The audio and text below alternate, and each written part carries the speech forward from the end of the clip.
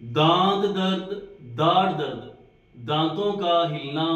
दांतों का कमजोर हो जाना, दांतों से खून का बहना, मसूड़ों का फूल जाना, मसूड़ों से पीप और खून का बहना, दांतों पर ठंडा और गर्म लगना, दांतों को लोहे की तरह मजबूत करने के लिए, मोती की तरह वाइट और सफेद चमकदार बनाने के लिए बहुत ही अला क्वालिटी का नुस्खा आपके सामने शेयर करने जा रहा हूँ। ये मंगवाने के लिए 030683525530 पर रब्ता करके आप ये नुस्खा मंगवा सकते हैं। इसके अंदर जो अला क्वालिटी के अजजार डाले जाते हैं, जिसके अंदर 1 तोला फटकड़ी,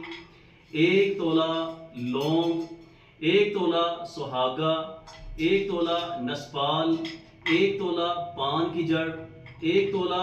सुंठ जिसे खुश्क अदरक कहते हैं, 1 तोला सब्ज इलायची, 1 तोला कुश्ता संग जरा, 1 तोला मीठा सोडा। इन तमाम अज्जा को पीस कर